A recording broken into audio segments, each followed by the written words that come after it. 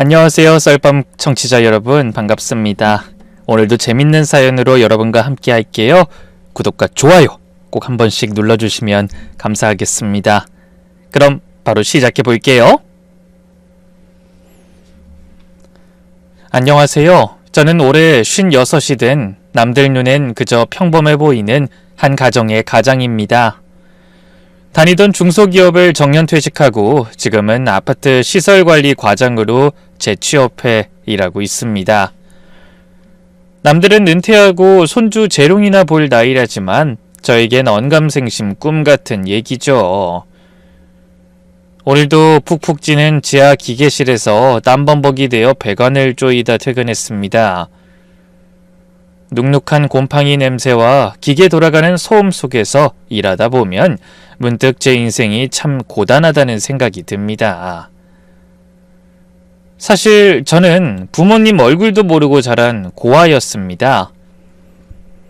친척집을 전전하며 눈칫밥 먹고 자란 탓에 가족이라는 울타리에 대한 갈망이 누구보다 컸죠.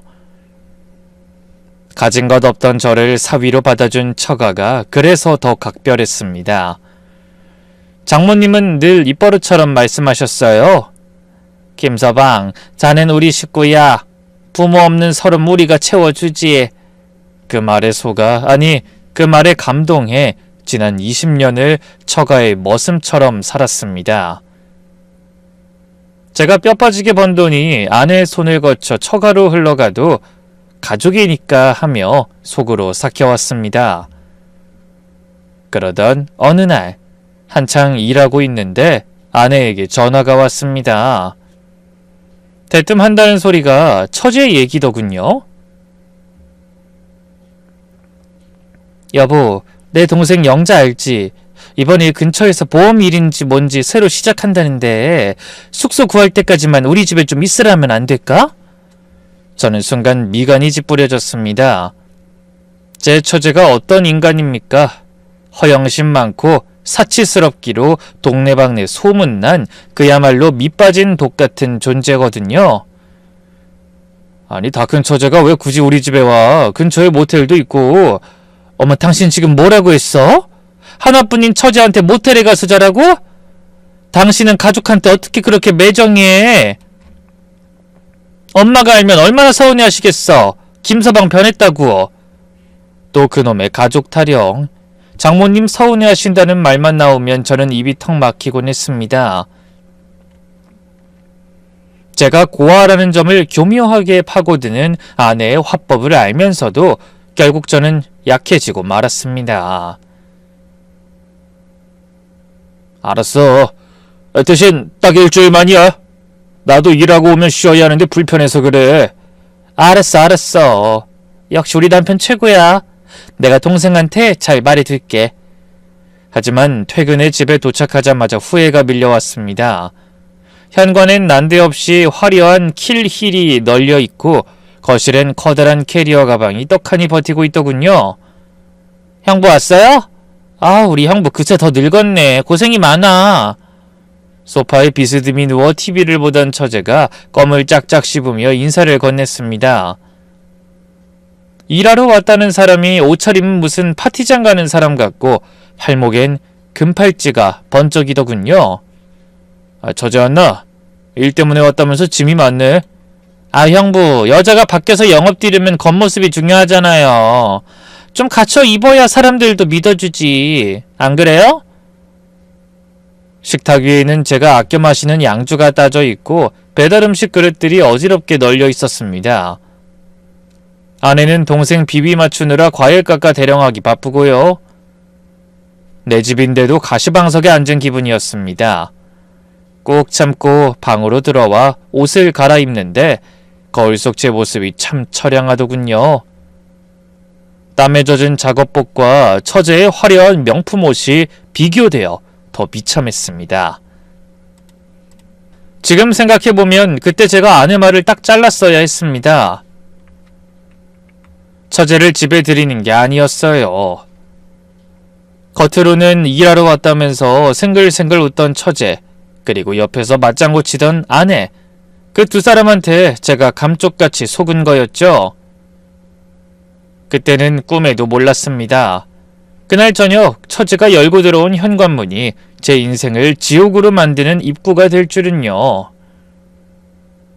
도대체 그날 이후 우리 집에서 무슨 일이 벌어졌는지 지금부터 속 시원하게 다 털어놓겠습니다. 그렇게 처제와의 불편한 동거가 시작됐습니다. 첫날 밤은 어찌저찌 넘겼는데 다음날 아침부터 가관이더군요. 씻으러 들어간 화장실엔 독한 향수 냄새가 진동하고 바닥엔 머리카락이 뭉텅이로 굴러다니고 있었습니다. 여보, 처제 아직 자? 어제 늦게까지 일 준비하느라 피곤했나봐. 당신 먼저 먹고 가. 아내는 평소보다 한 톤 높은 목소리로 과하게 상냥하게 굴었습니다. 뭔가 찔리는 사람처럼 구는 게 영 찝찝했지만 출근길이라 대수롭지 않게 넘겼죠. 하지만 퇴근하고 돌아오니 집안 꼴이 더 심각했습니다. 형부 왔어요? 밖이 엄청 덥죠? 소파에 누워 TV를 보던 처제가 건성으로 인사를 던졌습니다. 에어컨도 18도로 맞춰져 있어 집안이 냉동고 같았고 식탁엔 제가 좋아하는 찌개 대신 비싼 배달 찜닭이 떡하니 자리 잡고 있었습니다. 일하러 왔다면서 종일 집에만 있었나? 영업하려면 사람들 좀 만나봐야 하는 거 아니야? 제 뼈있는 한마디에 처제는 뜯던 닭다리를 내려놓으며 눈을 흘겼습니다. 형부, 요즘 누가 촌스럽게 발로 뛰어요. 인터넷으로 시장 조사부터 하는 거지. 형부는 옛날 사람이라 잘 모르시네. 언니, 형부가 나보고 눈치 준다. 처제가 빽 소리를 지르자 아내가 주방에서 달려나와 제 등짝을 쳤습니다. 당신은 갓 들어온 애한테 왜 그래? 기죽게 진짜. 내 집에서 내 돈 내고 에어컨 틀며 상전 노릇하는 처제한테 말 한마디 못하는 신세라니. 밥이 모래알처럼 씹혀 숟가락을 일찍 내려놨습니다. 그렇게 며칠이 지났습니다. 처제는 낮엔 자고 밤엔 화려하게 차려입고 나가 새벽에 들어오기 일쑤였죠. 그러던 어느 날이었습니다. 자다가 목이 말라 거실로 나왔는데 베란다 쪽에서 소곤거리는 소리가 들렸습니다. 이 시간에 누구지? 시계는 새벽 2시를 넘기고 있었습니다. 숨을 죽이고 다가가니 처제가 베란다 문을 살짝 열어 누군가와 통화 중이더군요. 평소에 당당한 목소리가 아니라 잔뜩 주눅든 목소리였습니다. 네, 알아요. 이자 밀린 건 아는데 이번에 확실한 거 있다니까요. 조금만 기다려주세요. 이자? 저는 순간 귀를 의심했습니다. 우리 언니가 다 해결해준다고 했어요. 네? 진짜라니까. 언니가 형부 몰래 쌈짓돈 모아둔 게 좀 있어요. 그거면 급한 불은 끈다니까요. 심장이 쿵 내려앉았습니다. 언니가 해결해준다니 형부 몰래 쌈짓돈? 제 아내는 평생 전업주부라 따로 돈 나올 구멍이 없는데 처제 입에서 저런 소리가 나오다니요. 그러니까 며칠만 더 시간을 줘요. 여기 형부네 집이라 크게 통화 못해. 끊어요. 처제는 신경질적으로 전화를 끊고 담배를 비벼 껐습니다. 저는 들킬세라 얼른 안방으로 도망쳐 들어왔죠. 침대에 곤히 잠든 아내를 보는데 등골이 서늘해지더군요.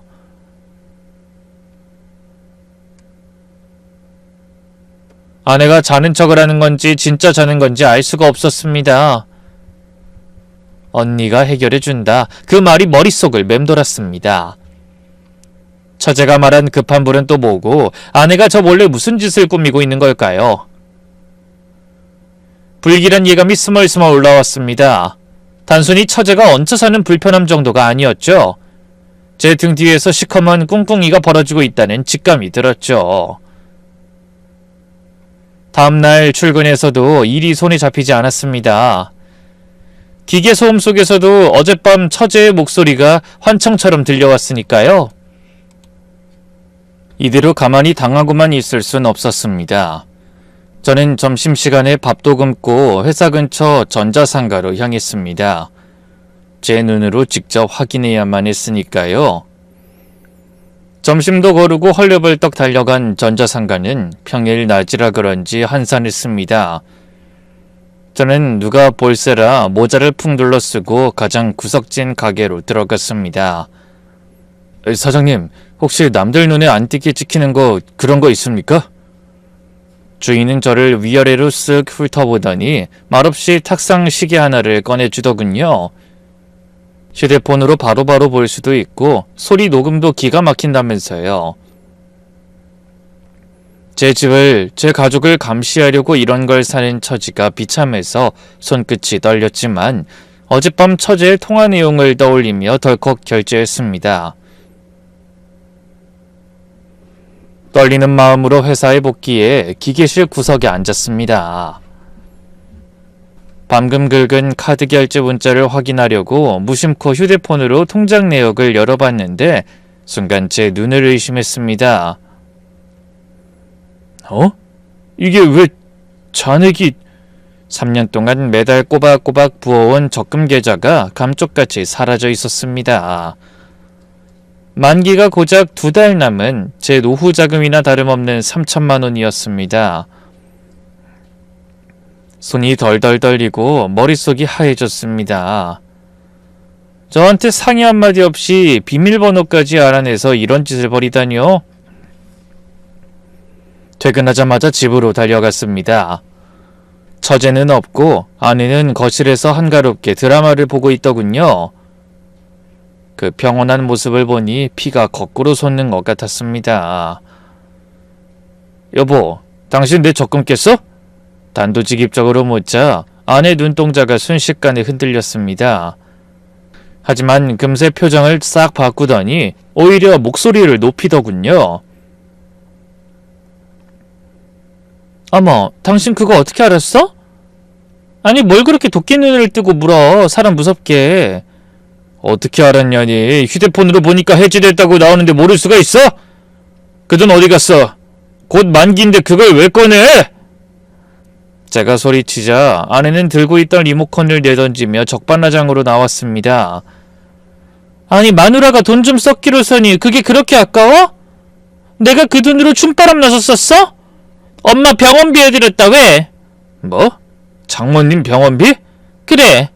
엄마가 며칠 전부터 허리가 끊어질 듯 아프다 해서 병원 갔더니 수술해야 한대잖아. 당신한테 말하면 또 싫은 티 낼 거 뻔하니까 내가 알아서 했다. 그게 그렇게 잘못이야? 기가 막혔습니다. 장모님 허리 아프다는 건 10년 전부터 듣던 소리였으니까요. 수술할 정도면 나한테 먼저 말을 했어야지. 그리고 처제는 뭐하고 당신이 그 돈을 내? 처제 돈 있다며? 야, 네 처제는 지금 자리 잡느라 힘들잖아. 자식된 도리로 엄마 병원비 좀 냄게 그렇게 배 아파? 당신 진짜 쪼잔하다. 내가 평생 뒷바라지 했는데 날 도둑 취급해? 아내는 바닥을 팡팡 치며 통곡을 시작했습니다. 제가 논리적으로 따지면 오히려 저를 나쁜 놈으로 몰아가며 윽박지르는 것, 요즘 말로 가스라이팅이라고 하더군요. 바로 아내의 주특기였죠. 말이 통할 상대가 아니었습니다. 아이고, 내 팔자야. 남편이라고 있는 게 돈 몇 푼에 사람을 잡네, 잡아. 아내는 씩씩거리며 안방으로 들어가더니 문에 쾅 닫아버렸습니다. 거실에 덩그러니 남겨진 저는 가슴이 답답해 터질 것 같았습니다. 장모님 병원비라는 거 믿지도 않았지만 직감적으로 알 수 있었죠. 그 돈 10중 8구 처제 빚 갚는 데 들어갔을 겁니다. 그래, 차라리 잘됐다. 이제 증거를 잡는 수밖에 없어. 저는 아내가 방에 들어간 틈을 타 가방에서 탁상시계 카메라를 꺼냈습니다. 손이 떨려왔지만 꾹 참고 거실 장식장 위에 시계를 올려뒀습니다. 거실 전체와 안방문이 훤히 보이는 절묘한 위치였죠.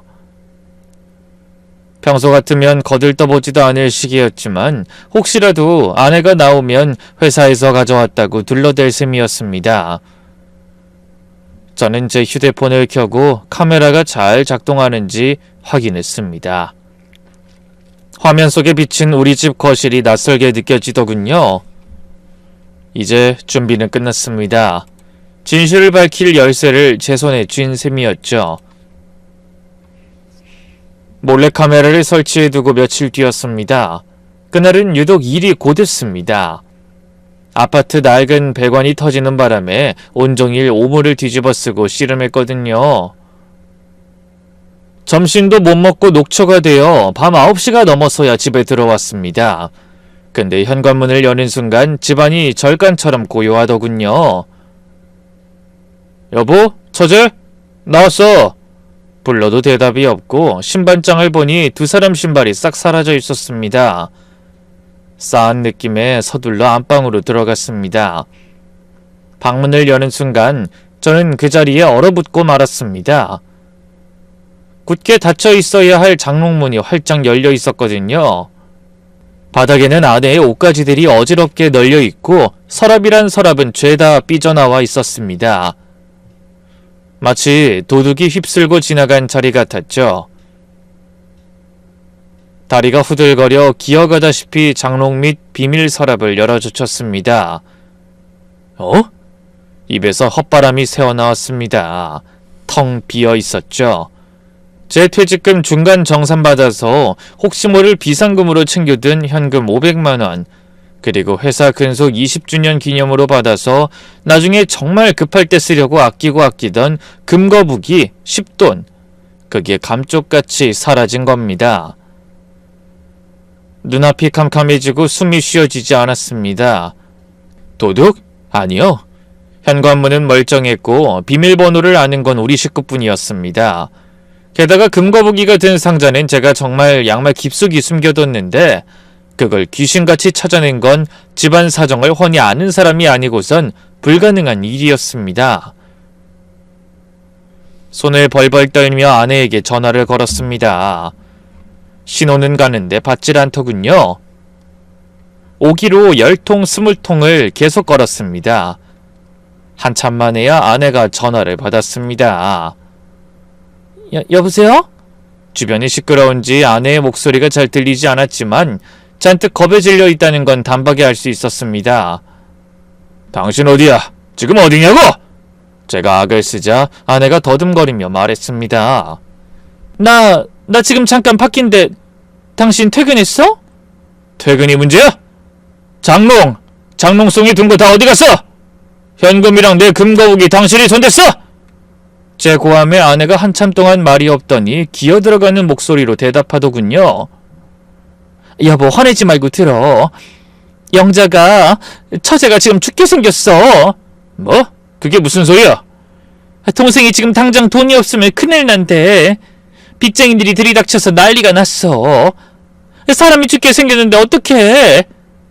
그래서 내가 급해서 잠깐 빌려줬어. 빌려줘? 내 허락도 없이 그 큰돈을? 적금 깬 걸로 모자라서 내 비상금이랑 금거북이까지 싹 다 들고 튀었냐? 그게 어떤 돈인데? 아니, 금방 갚는데. 여보, 제발 화내지 마. 사람 목숨이 달린 일이라 어쩔 수가 없었어. 내가 나중에 다 설명할게. 기가 막혀서 말문이 막혔습니다. 이건 빌린 게 아니라 명백한 절도였습니다. 설명? 필요 없어. 당신 제정신 아니야. 빚을 졌으면 지가 갚아야지 왜 내 돈을 훔쳐다가 인심을 써? 당장 가져와! 지금 당장 안 가져오면 나 경찰에 신고할 거야. 그러자 아내가 비명을 지르듯 소리치더군요. 여보, 가족끼리 무슨 경찰이야. 사람부터 살려야지. 당신은 돈이 그렇게 중요해? 그깟 금부치가 사람 목숨보다 중요하냐고. 적반하장도 유분수지. 오히려 아내가 저를 매정하다며 나무라더군요. 뚜껑이 열린다는 게 이런 기분일까요? 더 이상 대화가 통할 상대가 아니었습니다. 가족? 내 등쳐먹는 게 가족이야? 당신 지금 어디야? 안 말하면 내가 처제 찾아서 유치장에 쳐넣을 줄 알아! 내 금거북이 당장 내놔! 여보, 제발 진정 좀 해. 만나서 얘기해. 전화로 할 얘기 아니야. 아내는 황급히 전화를 끊어버렸습니다. 멍하니 끊긴 전화기를 들고 서 있는데 배신감에 온몸이 사시나무 떨리듯 떨렸습니다. 23년을 같이 산 아내가 제 노후 자금인 적금을 깬 것도 모자라 이제는 귀중품까지 싹 털어갔습니다. 이대로 집에 앉아서 기다릴 순 없었습니다. 아내가 시간을 끄는 동안 처제가 물건을 팔아치우기라도 하면 끝장이니까요. 저는 겉옷을 챙겨 입고 현관을 박차고 나갔습니다.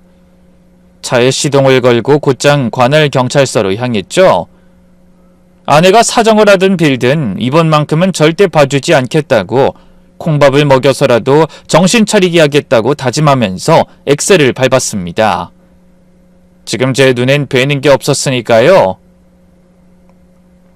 분노로 엑셀을 밟는 내내 제 머릿속엔 오직 하나, 아내와 처제를 법의 심판대 위에 세우겠다는 생각뿐이었습니다. 23년을 함께 산 남편의 등골을 빼먹고도 적반하장으로 나오는 아내의 태도에 남아있던 정마저 싹 다 떨어져 나갔으니까요. 끼익하는 소음과 함께 경찰서 주차장에 차를 세웠습니다. 차문을 박차고 나가려는 찰나 뒤따라온 택시에서 아내가 내리더니 사색이 되어 달려왔습니다. 여보, 안 돼. 제발 신고만은 하지 마. 제가 본관 쪽으로 가려 하자 아내는 다짜고짜 제 앞을 막으며 바짓가랑이를 잡고 늘어졌습니다. 길바닥에 주저앉을 기세로 매달리는데 정말 미치겠더군요. 민원실 앞이라 오가는 사람들이 힐끔거리고 창피해서 얼굴을 들 수가 없었습니다. 이거 안 나? 사람들 보잖아. 당신 진짜 끝까지 이럴 거야? 안 나. 신고 안 한다고 약속하기 전까지 죽어도 못 나. 여보, 제발 한 번만 봐줘. 내가 각서 쓸게. 돈 무조건 받아올게. 사람들의 시선 때문이라도 더 이상 거기 서 있을 수가 없었습니다. 저는 아내를 질질 끌다시피 해서 차에 태우고 근처 국밥집으로 들어갔습니다. 구석자리에 앉히자마자 아내는 휴지로 눈물 콧물을 닦으며 빌기 시작했습니다. 말해. 거짓말 하나라도 보태면 난 바로 일어날 거야. 제 서슬퍼런 으름장에 아내는 덜덜 떨며 입을 열었습니다. 여보, 사실은 영자가 사채를 썼어. 사채? 기가 막히네. 그래서? 사업자금 융통한다고 썼다가 이자가 불어서 깍두기 같은 놈들이 와서 협박했대. 오늘까지 돈 안 갚으면 신체 포기각서 쓰라고. 애를 아주 산에 묻어버리겠다고 난리가 났었어. 진짜야. 아내는 제 눈치를 살피며 침을 꼴깍 삼켰습니다.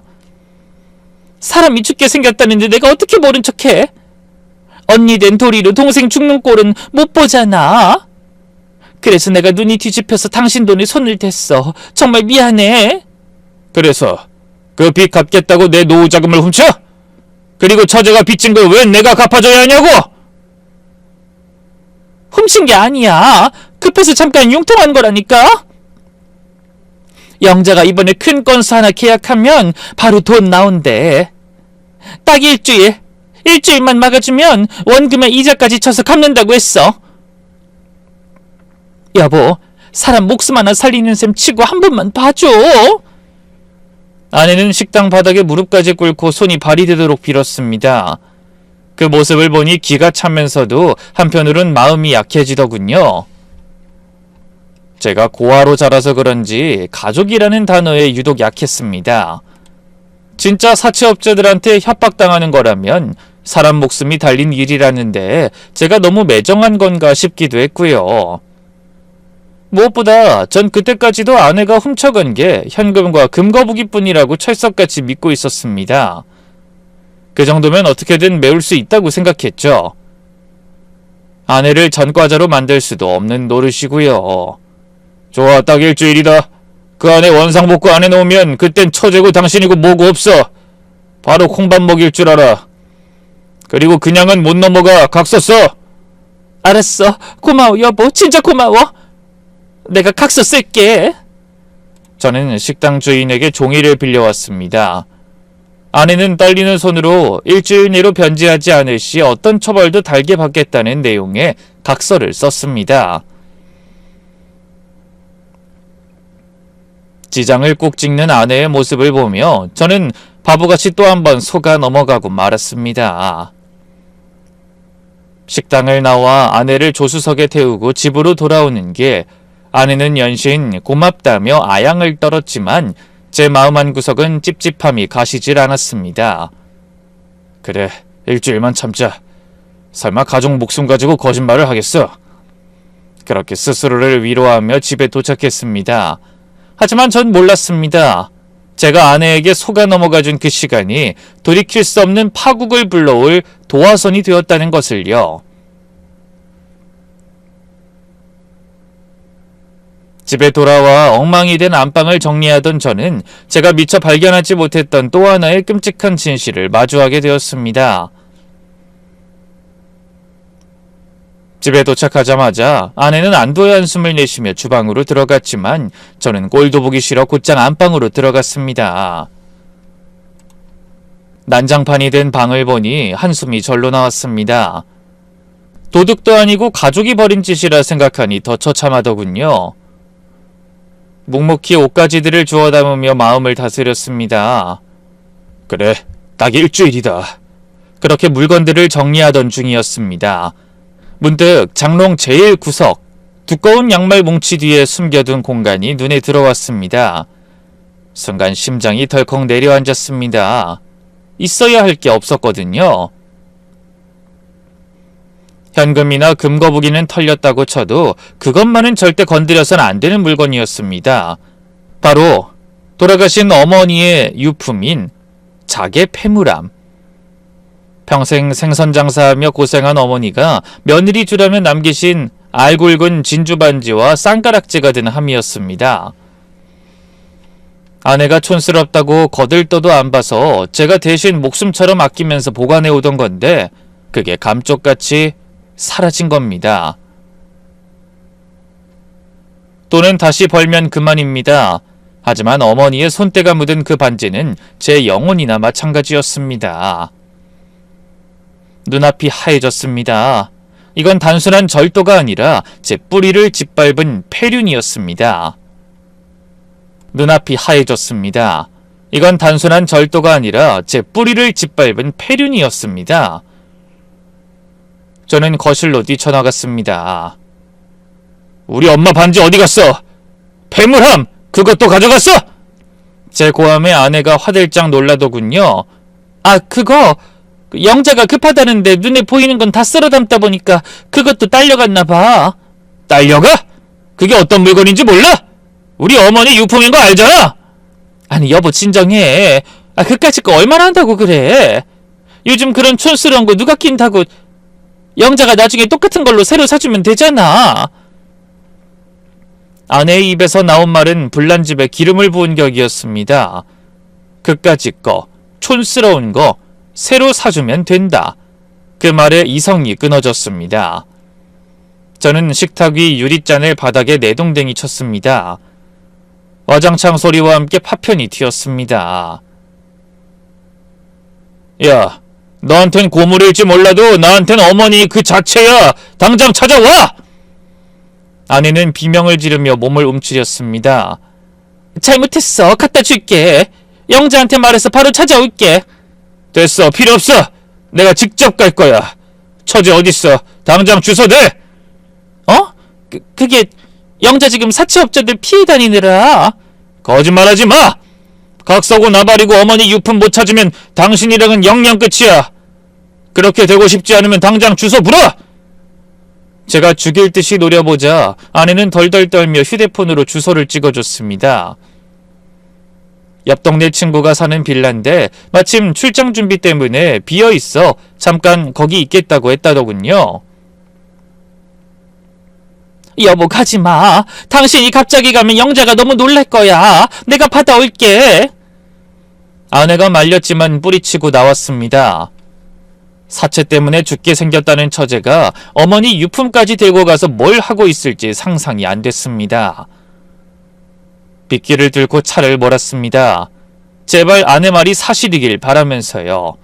하지만 운명은 가혹했습니다. 그곳엔 제가 상상도 못할 기막힌 반전이 기다리고 있었으니까요. 비는 하늘에 구멍이라도 뚫린 듯 억수같이 쏟아졌습니다. 와이퍼가 미친 듯이 춤을 춰도 앞이 잘 보이지 않을 정도였지만 저는 속도를 줄일 수 없었습니다. 제 머릿속엔 오직 하나, 어머니의 유품인 반지를 찾아야 한다는 생각뿐이었으니까요. 아내가 찍어준 주소는 차로 20분 거리의 낡은 빌라촌이었습니다. 가는 내내 별의별 생각이 다 들더군요. 정말 처제가 사채업자들에게 쫓기고 있는 건지, 아니면 이 모든 게 저를 속이려는 연극인지. 하지만 설마 하니 20년 넘게 산 아내가 가족 목숨이 달렸다며 눈물까지 흘린 사람이 거짓 주소를 알려줬을 거라고까진 믿고 싶지 않았습니다. 내비게이션이 안내를 멈춘 곳은 언덕배기의 빨간 벽돌 빌라였습니다. 302호 불은 꺼져 있더군요. 저는 차를 세우고 빗속을 뚫고 뛰어 올라갔습니다.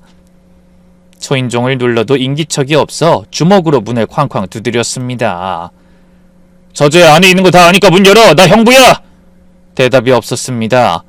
더 세게 문을 두드렸습니다. 문 열어! 내 반지 내놔! 당장 안 나오면 경찰 부른다!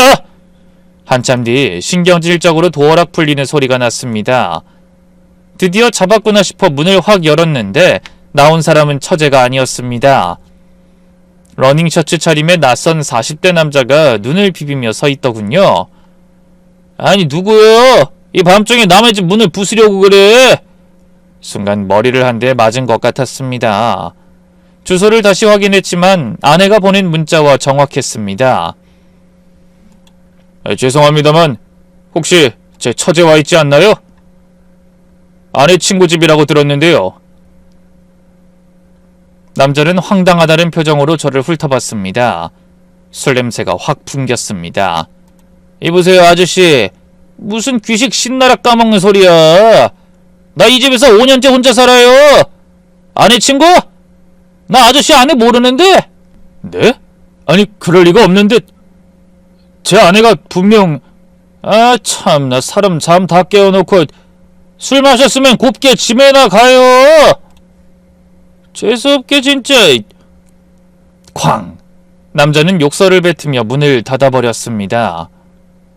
저는 닫힌 문 앞에 멍하니 서 있을 수밖에 없었습니다. 다리에 힘이 풀려 주저앉고 싶더군요. 거짓말이었습니다. 아내는 저를 따돌리고 시간을 벌려고 아무 주소나 찍어준 겁니다. 제가 빗속을 달려오는 동안 아내는 처제와 입을 맞추고 도망칠 궁리를 했겠죠. 배신감이 밀려오다 못해 온몸의 피가 차갑게 식는 기분이었습니다. 떨리는 손으로 아내에게 전화를 걸었지만 역시나 전원은 꺼져 있었습니다. 헛웃음이 나오더군요. 어두운 복도에 제 허탈한 웃음소리가 울렸습니다. 저는 비틀거리는 걸음으로 빌라를 빠져나와 억수같이 쏟아지는 비를 맞으며 차로 돌아왔습니다. 차문을 닫고 앉았지만 시동을 걸 생각도 못했습니다. 빗물에 젖은 옷에서 떨어지는 물기가 마치 제 눈물 같았습니다. 속았다. 철저하게 속았어.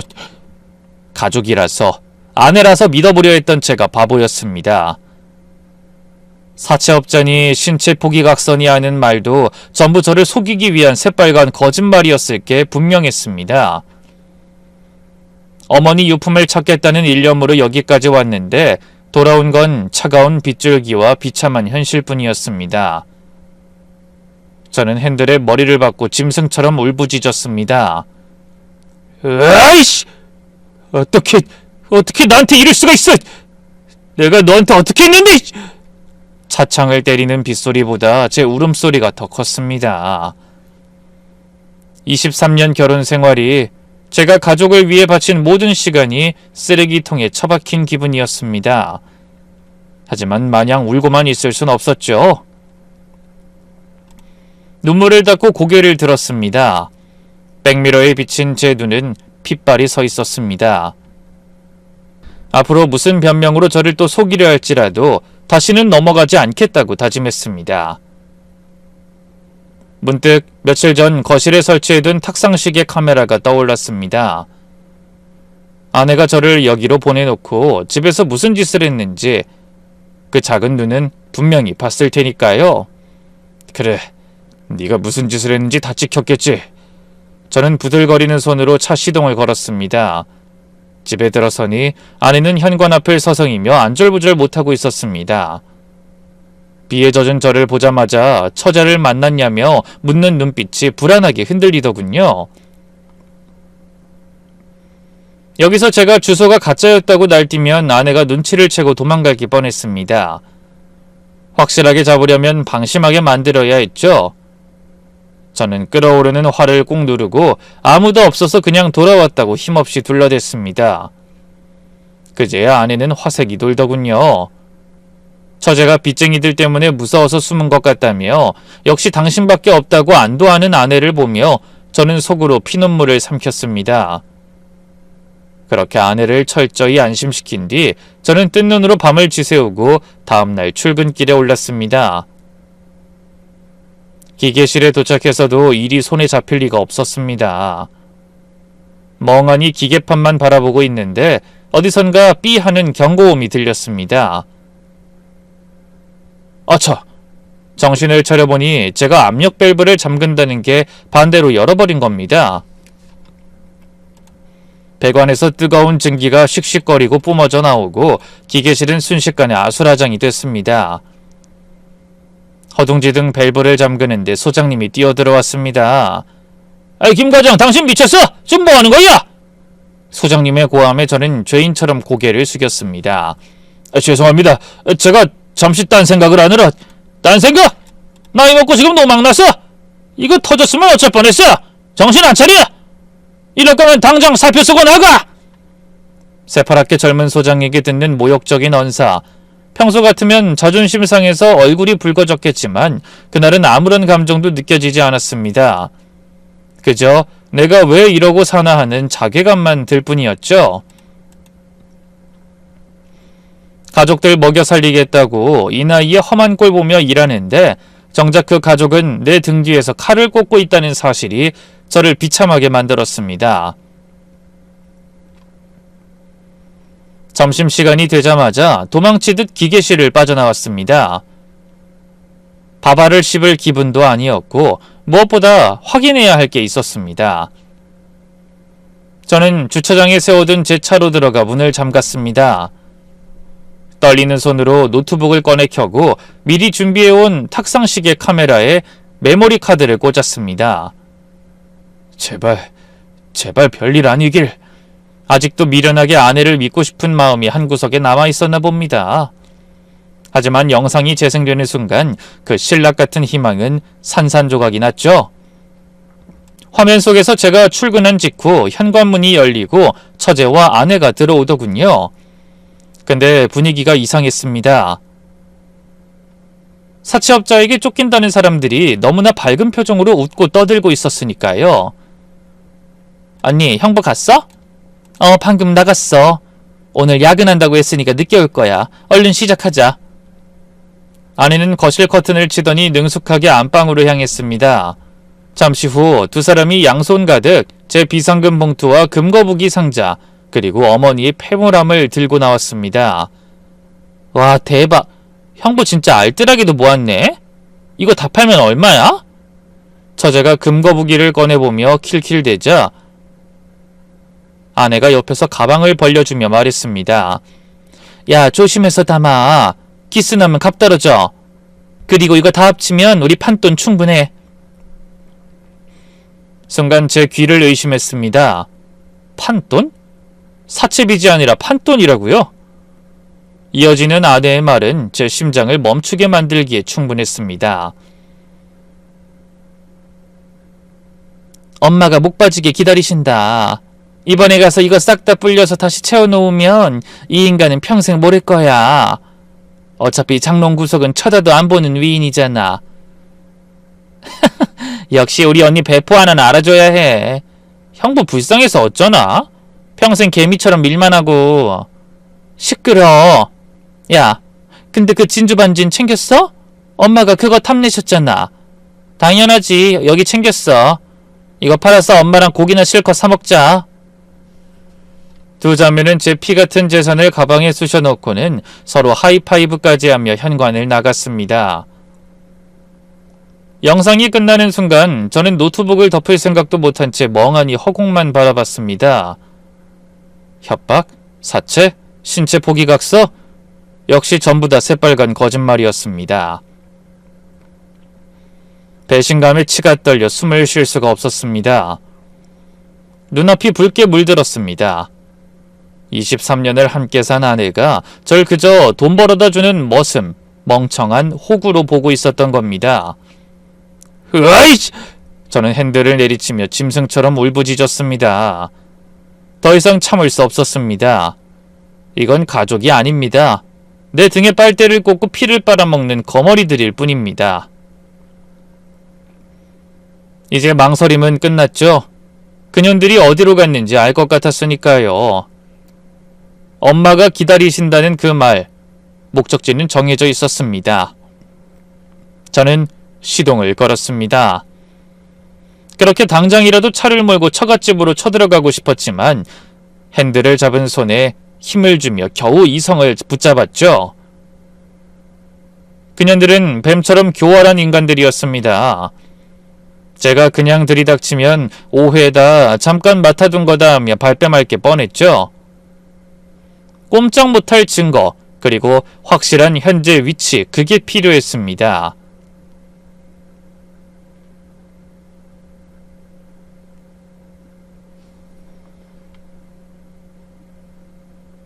저는 차를 돌려 평소 알고 지내던 형님 한 분을 찾아갔습니다. 예전에 시설 관리 일을 하다 알게 된 분인데 소위 말하는 뒷세계 소식의 밝은 분이었죠. 처제의 도박 버릇을 고치려고 몇 번 상담했던 적이 있어 처제의 얼굴도 알고 계셨거든요. 형님 급합니다. 제 처제 요즘 어디서 노는지 혹시 알 수 있겠습니까? 제 다급한 목소리에 형님은 이곳저곳 전화를 돌려보더니 혀를 차며 말씀하시더군요.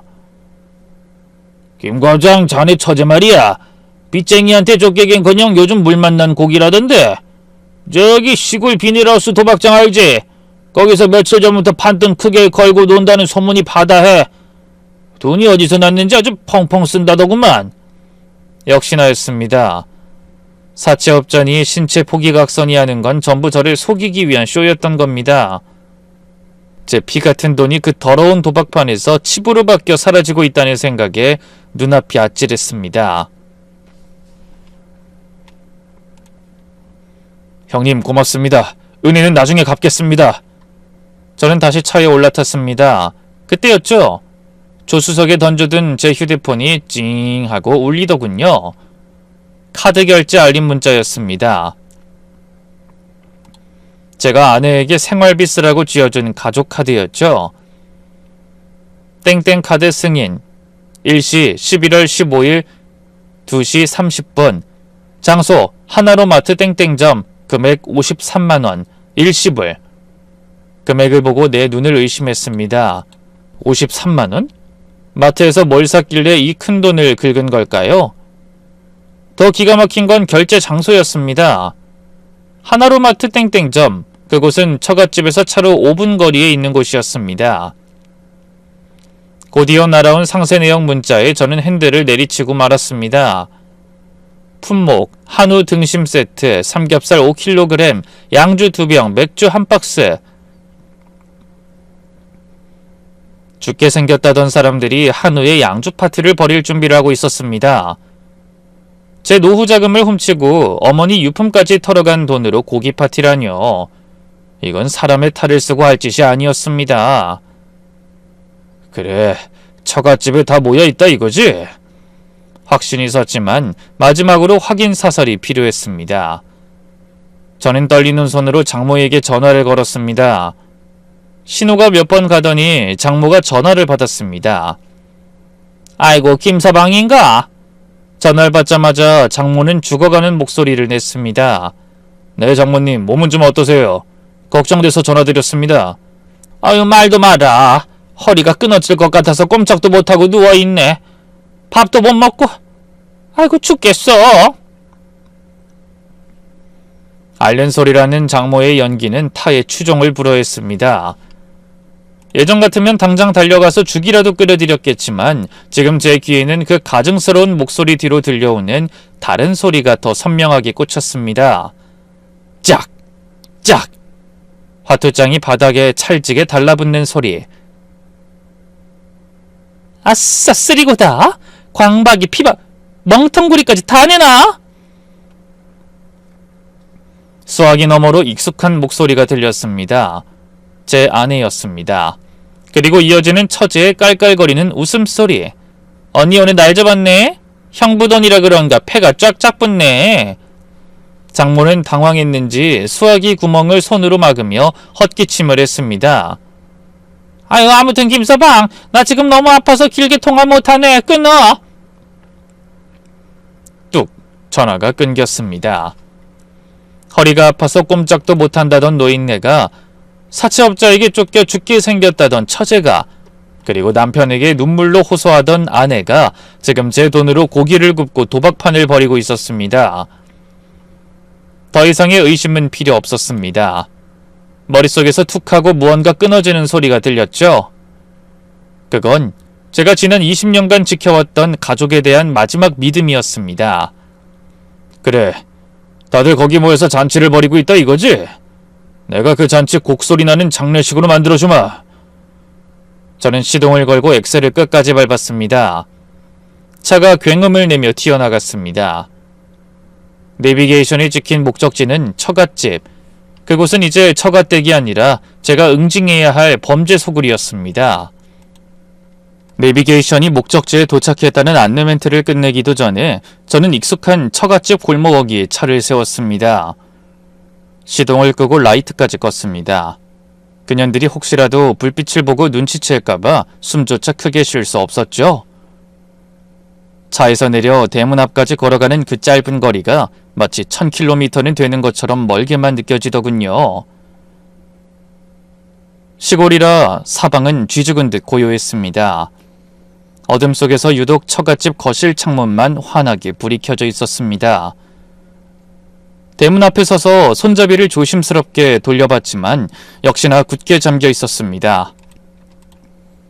평소엔 대문 따위 잠그지도 않고 사는 사람들인데 오늘은 작정하고 판을 벌였으니 빗장까지 단단히 걸어 잠근 모양이었습니다. 그래, 문을 잠갔다 이거지? 여기서 포기할 제가 아니었습니다. 저는 대문 옆 벽돌이 듬성듬성 빠진 낡은 담벼락을 올려다 봤습니다. 56 먹은 나이에 남의 집, 그것도 처갓집 담을 넘게 될 줄은 꿈에도 몰랐죠. 하지만 지금 제 눈엔 뵈는 게 없었습니다. 양복바지가 찢어지든 무릎이 까지든 상관없었습니다. 이를 악물고 담벼락을 기어 올랐습니다. 거친 시멘트 벽에 손바닥이 긁혀 쓰라렸지만 가슴속에서 타오르는 분노에 비하면 아무것도 아니었습니다. 끙하는 신음과 함께 담을 넘어 마당 화단으로 쿵 하고 떨어졌죠. 발목이 시큰거렸지만 고통을 느낄 새도 없이 몸을 낮췄습니다. 마당에 들어서자마자 코를 찌르는 냄새가 있었습니다. 숯불 냄새, 그리고 기름진 고기 굽는 냄새였습니다. 제 피 같은 돈으로 산 한우 등심이 지글지글 익어가는 냄새가 역겹게 진동을 하더군요. 저는 도둑고양이처럼 살금살금 거실 창문 쪽으로 다가갔습니다. 커튼이 젖어 있지 않은 틈새로 거실한 풍경이 펼쳐졌습니다. 거실 한가운데에는 초록색 담요가 깔려 있고 그 둘레에 4명의 여자가 둘러앉아 있었습니다.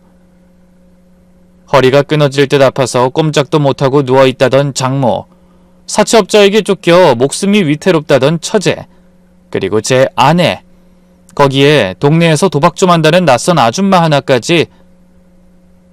자, 이번 판은 내가 먹는다. 흔들고 싹쓸이.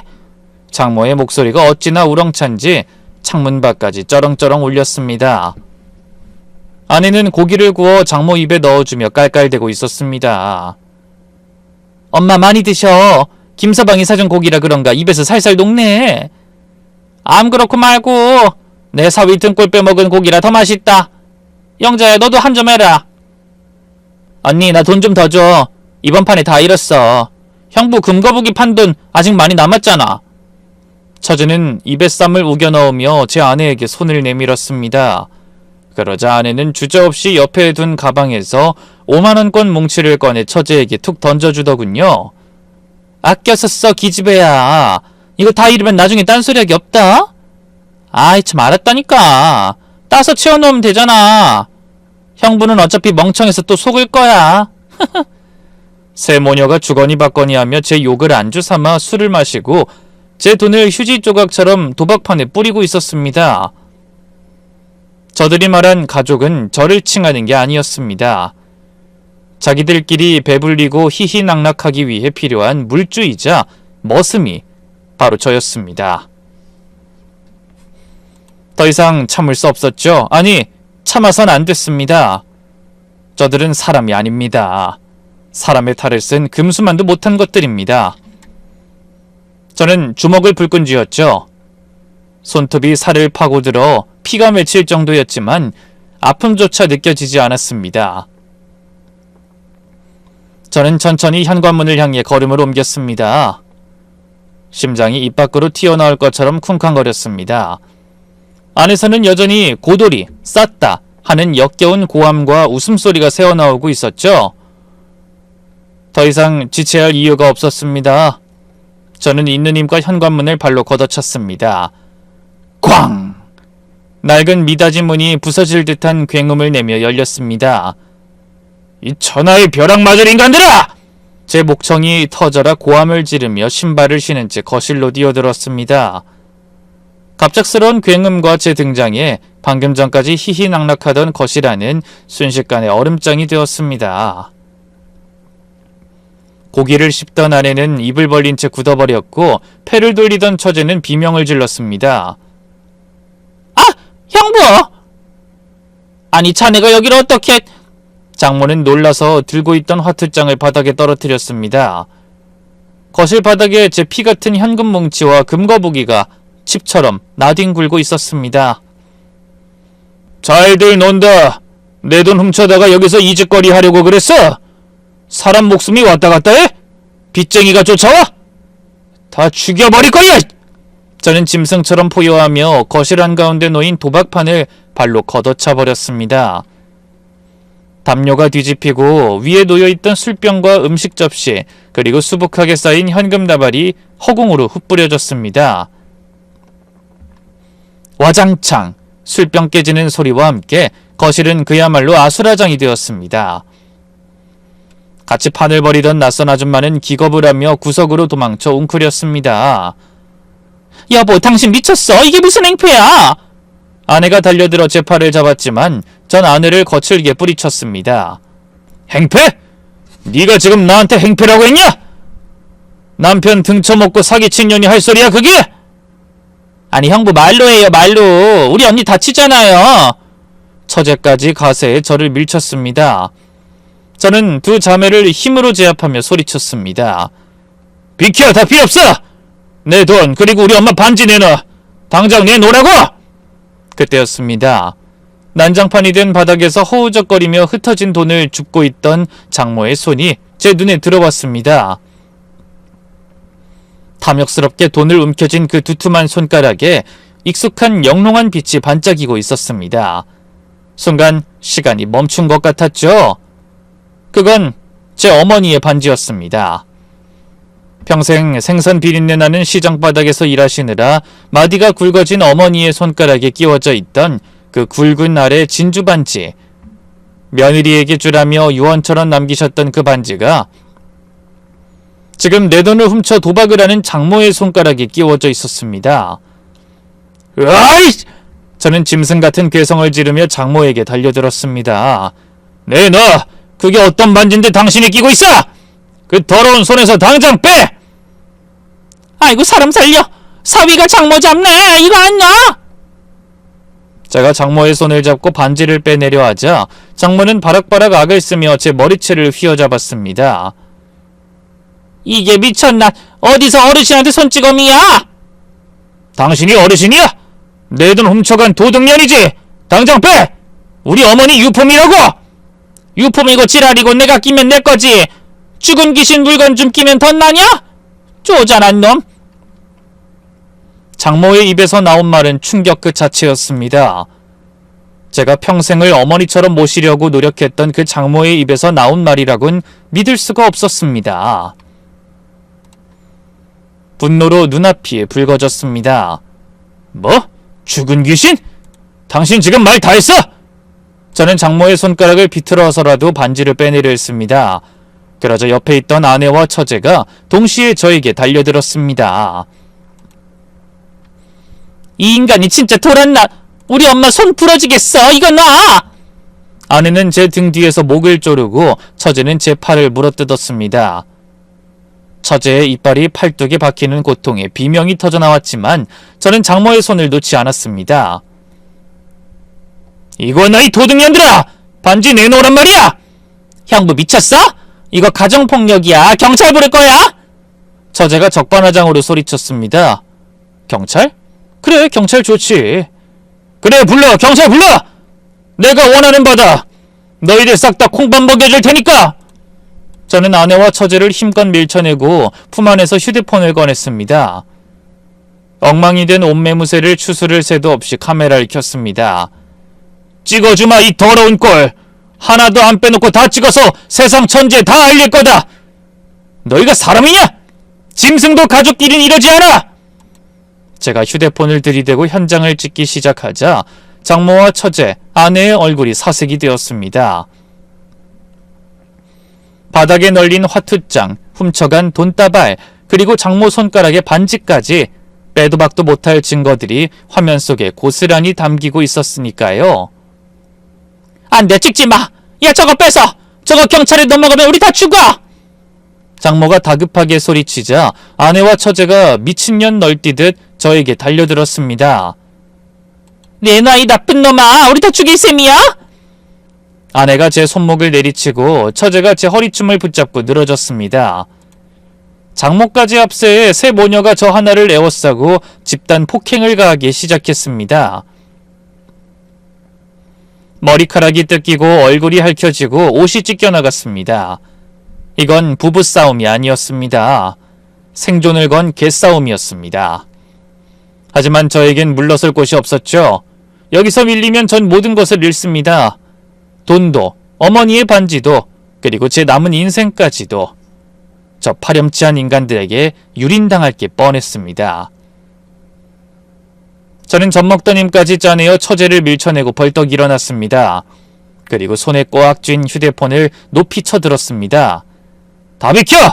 가까이 오면 진짜 가만 안 둬!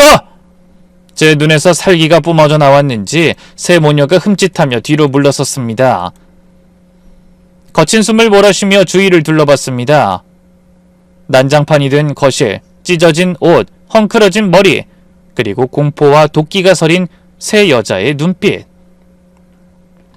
그때였습니다. 구석에 숨어있던 낯선 아줌마가 슬금슬금 현관 쪽으로 도망치려 하더군요. 거기서! 당신도 한통속이지? 한 발짝만 움직여봐. 바로 신고할 테니까. 제 일갈의 아줌마는 그 자리에 얼어붙었습니다. 아니 사장님, 전 그냥 머릿수 채워달라고 해서. 시끄러! 다 똑같은 도둑년들이야! 저는 떨리는 손으로 112를 눌렀습니다. 여보 하지마 제발. 우리 엄마 감옥 가면 어떡해? 아내가 다시 와서 매달렸지만 전 아내를 차갑게 내려다보며 통화 버튼을 눌렀습니다. 네, 경찰이죠. 여기 도박판이 벌어졌습니다. 그리고 특수 절도범들이 있습니다. 지금 당장 출동해주세요. 주소는... 제가 주소를 부르는 동안 장모는 바닥에 주저앉아 대성통곡을 시작했고 처제는 사색이 되어 손톱을 물어뜯었습니다. 아내는 제 바짓가랑이를 잡고 하염없이 눈물을 흘렸지만 그 눈물은 더 이상 저를 움직일 수 없었습니다. 이제 끝났어. 당신들이 자초한 일이야. 전화를 끊고 전 장모를 노려봤습니다. 그리고 장모님, 아니 당신, 그 반지 경찰 오기 전에 빼놓는 게 좋을 거야. 내 손으로 억지로 빼기 전에. 장모는 제 서슬에 눌려 덜덜 떨리는 손으로 반지를 빼기 시작했습니다. 굵은 마디에 꽉 낀 반지는 잘 빠지지 않았고 장모는 끙끙대며 비참한 꼴을 보였습니다. 잠시 후 멀리서 사이렌 소리가 들리자 장모의 눈빛이 싹 변했습니다. 방금까지 악을 쓰던 기세는 어디 가고 바닥을 구르며 촌극을 시작하더군요. 아이고 사람 살려! 사위가 장모를 패내나 죽어! 경찰이 들이닥치자 장모는 옷을 풀어헤치며 고래고래 소리를 질렀습니다. 경찰 양반 저놈 좀 잡아가요. 사위란 놈이 쳐들어와서 늙은 장모를 패고 집안을 다 때려 부셨어요. 저는 침착하게 대답했습니다. 형사님 속지 마세요. 여긴 불법 도박장이고 제 여자들은 제 돈과 어머니 유품을 훔친 특수 절도범들입니다.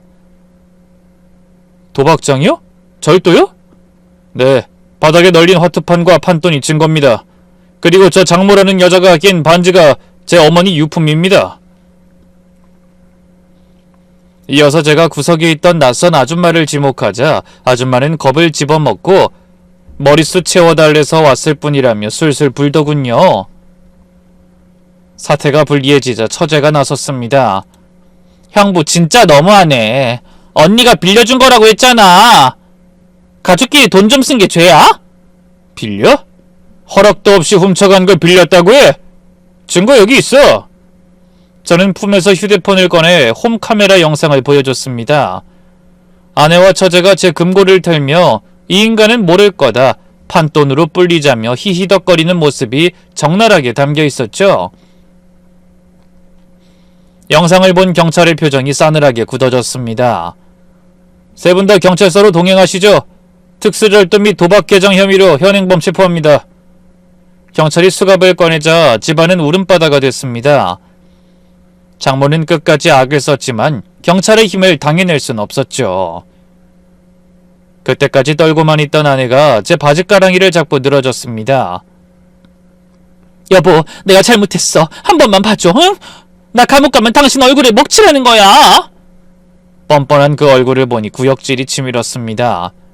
이거 놔. 당신은 내 아내가 아니라 내 등에 칼 꽂은 도둑년일 뿐이야. 저는 아내를 차갑게 뿌리쳤습니다. 형사님, 이 여자도 주범입니다. 같이 데려가십시오. 결국 셋은 줄줄이 연행되었습니다.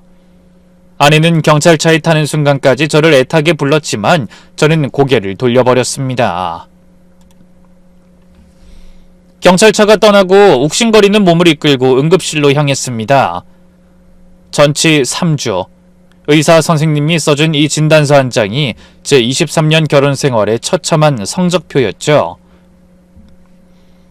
며칠 뒤 유치장에서 풀려난 아내가 집으로 찾아와 문을 두드리며 애원하더군요. 여보, 문 좀 열어줘. 내가 잘못했어. 평생 노력해서 갚을게. 제발 이혼만은 하지 말자. 하지만 전 문을 열어주지 않았습니다. 현관문 너머로 들리는 그 가증스러운 목소리에 더 이상 흔들릴 마음조차 남아있지 않았으니까요. 더 들을 얘기 없다. 법원에서 보자. 저는 그 길로 시내에서 제일 유능하다는 변호사를 찾아가 이혼소송과 형사고소를 동시에 진행했습니다.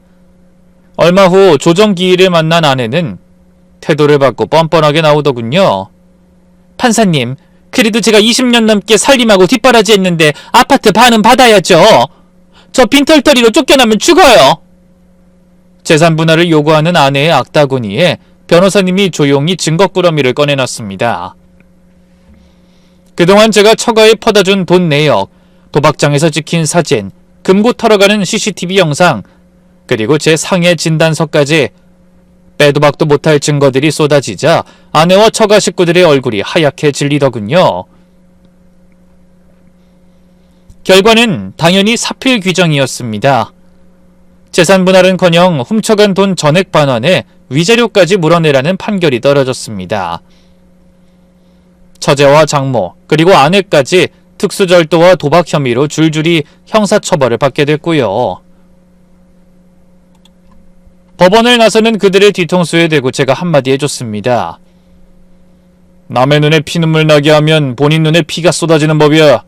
평생 속죄하면서 살아. 그렇게 모든 게 정리된 지금 저는 한적한 낚시터 좌대에 앉아 있습니다. 경찰 압수품에서 되찾은 어머니의 진주 반지는 깨끗이 닦아 집안 어머니 사진 앞에 고이 모셔뒀습니다. 어머니, 못난 아들이 이제야 정신 차렸습니다. 늦었지만 이제부터라도 제 인생 한번 제대로 살아볼게요. 잔잔한 물가를 바라보는데 지난 세월의 묵은 채증이 싹 내려가는 기분입니다. 구독자 여러분, 이 가족이라는 이름에 속아 저처럼 미련하게 당하고만 살지 마세요. 제 피를 빨아먹고 영혼을 갉아먹는 건 가족이 아니라 끊어내야 할 악연일 뿐입니다. 늦었다고 생각할 때가 가장 빠를 때입니다. 부디 여러분은 저 같은 후회 남기지 마시고 스스로를 가장 아끼며 사시길 바랍니다. 긴 이야기 들어주셔서 감사합니다.